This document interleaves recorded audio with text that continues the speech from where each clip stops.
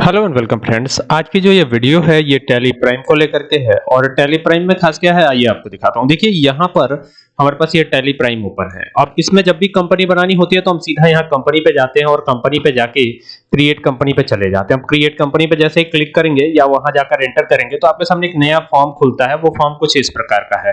अब यहाँ पर आप लिखते हैं अपने कंपनी का नाम। सपोज कीजिए हमारे कंपनी का नाम है मॉर्निंग किराना शॉप ये हमने लिख दिया कंपनी का नाम। ठीक है, अब एंटर किया। जैसे ही एंटर करके नीचे आते हैं तो यहाँ पे आप लोकल एरिया का एड्रेस लिखते हैं अपने। तो ये लोकल एरिया का एड्रेस हो गया और एंटर करेंगे और यहाँ पे स्टेट डालना कंपलसरी होता है। देखिए पहली दिक्कत तो तभी आती है जब आप स्टेट नहीं डालते हैं। अगर जीएसटी कैलकुलेशन आपको करना है तो स्टेट डालना कंपलसरी है, ये बात याद रखिएगा। बिना स्टेट डाले आप जीएसटी कैलकुलेशन वाला काम नहीं कर सकते, आपका जीएसटी नहीं आएगा, तो ये याद रखिएगा। बाकी यहाँ पे पिन कोड की डिटेल आती है तो पिन कोड वगैरह भर लीजिए, एंटर कर दीजिए और इसको एक्सेप्ट करा लीजिए लास्ट तक। ठीक है, अब जब एक्सेप्ट करा लेते हैं तो एक नई विंडो खुलती है और वो नई विंडो कुछ इस प्रकार की होती है। अब इस नई विंडो में होता क्या है कि यहां से देखिए ये जो जीएसटी है ना, ये चीज यहां से यस करना होता है आपको और यस करके एंटर करना होता है। यहाँ पे उत्तर प्रदेश रेगुलर रखना होता है। बाकी यहाँ पर आपका जीएसटीआईएन जो भी होता हो वो डाल करके एंटर करना होता है। मंथली जीएसटी हम फाइल करेंगे, जीएसटी यूजर नेम वगैरह यहाँ पे देना होता है, तो ये दे दिया और यहाँ पे टाइप जरूर दे दीजिएगा। एंटर करके इसको करा लीजिएगा एक्सेप्ट। अब जब एक्सेप्ट कराते हैं तो यहीं तक एक्सेप्ट करा के आप छोड़ देते हैं, यहां पर यस नहीं करते, इसको भी यस करना जरूरी, तो ये यस कर दीजिएगा और फिर स्पेसिफाई कर सकते हैं या क्लासिफिकेशन बना सकते हैं, तो स्पेसिफाई ही हम कर लेते हैं। यहां पर एचएसएन कोड आता है तो जो एचएसएन कोड है डिस्क्रिप्शन है वो डाल दीजिएगा। फिर यहां पर आकर के स्पेसिफाई कर लीजिएगा और यहाँ पे टैक्सेबल रखिएगा जरूर। अगर टैक्सेबल आप नहीं रखते हैं तो जीएसटी कैलकुलेट नहीं होगा। यहाँ पर टैक्सेबिलिटी टाइप्स में एग्जेम्प्टेड, नील-रेटेड और टैक्सेबल दिया हुआ है, तो यहाँ पे आपको रखना है टैक्सेबल और यहाँ पे आप 12% कर लीजिएगा बाय डिफॉल्ट। और यहाँ पर बेस्ड ऑन क्वांटिटी वैल्यू जो भी आपको रखना है यहाँ पे रख सकते हैं, तो वैल्यू कर लेते हैं। और सेस रेट हमें देना नहीं है, बाकी थ्रेशोल्ड लिमिट 50,000 का रखा हुआ है।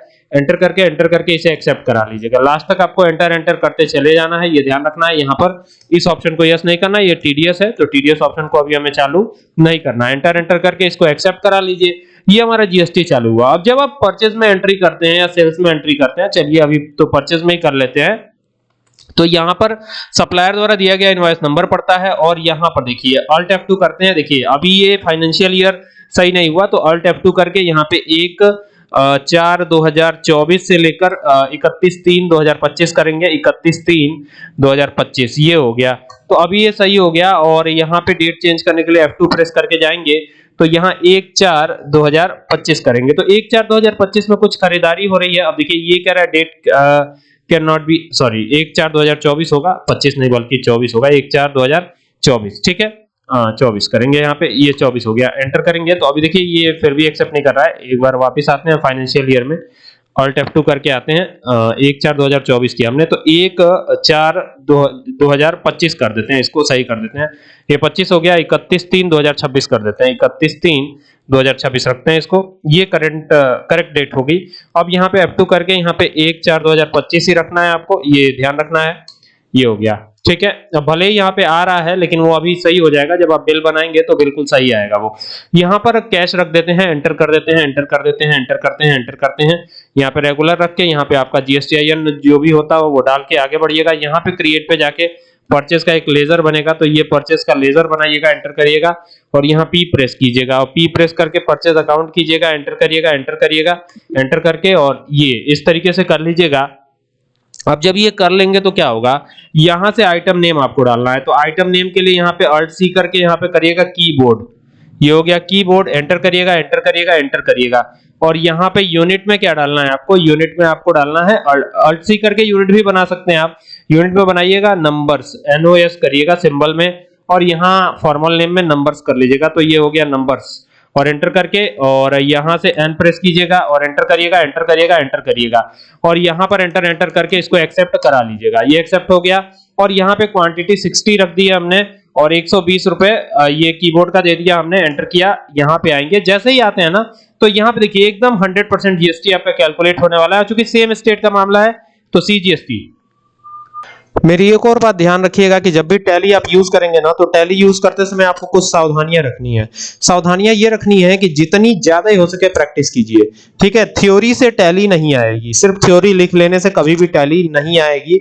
तो इसीलिए जितना ज्यादा हो सके खूब प्रैक्टिस कीजिए। जहां भी आप पढ़ते हो उस इंस्टीट्यूट पे प्रैक्टिस को ये बनाइए और प्रैक्टिस खूब ज्यादा कीजिए, क्योंकि थ्योरी से टैली नहीं आती है, याद रखिएगा। जब तक आप प्रैक्टिस नहीं करेंगे आपको टैली बिल्कुल भी नहीं आएगी, या कोई भी चीज प्रैक्टिस करने से ही आती है। तो कंप्यूटर पे ज्यादा से ज्यादा प्रैक्टिस करें टैली के लिए। तो ये हो गया CGST, और एंटर करिए और यहाँ ड्यूटीज एंड टैक्सेस करिएगा। ये हो गया ड्यूटीज एंड टैक्सेस, और यहाँ से GST करिएगा और GST करके ये CGST हो जाएगा। एंटर करिएगा, नॉर्मल राउंडिंग करके एंटर करके इसे एक्सेप्ट करवा लीजिएगा। देखिए 432 रुपए यहाँ CGST कैलकुलेट भी हो गया। तो इस तरीके से आप करेंगे ना तो GST बिल्कुल कैलकुलेट होगा। अब क्या करना है, CGST के साथ साथ SGST भी लगता है, तो Alt C करके SGST करिएगा। SGST कर दिया, एंटर करिए, एंटर करके यहाँ GST कर दीजिए और GST करके यहाँ पर SGST कर दीजिए। SGST करके और यहाँ से नॉर्मल राउंडिंग करके एंटर करके इसको कराइएगा एक्सेप्ट। तो 432 यहाँ पे आ चुका है, और यहाँ पे लिख दीजिएगा the goods GOODS, the goods have been purchased, PURCHASED। तो ये लिख दिया, नरेशन एंटर कर दिया। तो देखा आपने GST बहुत आसानी के साथ कैलकुलेट होगा। और यही अगर डिफरेंट स्टेट की बात होगी तो वहां IGST आ जाएगा।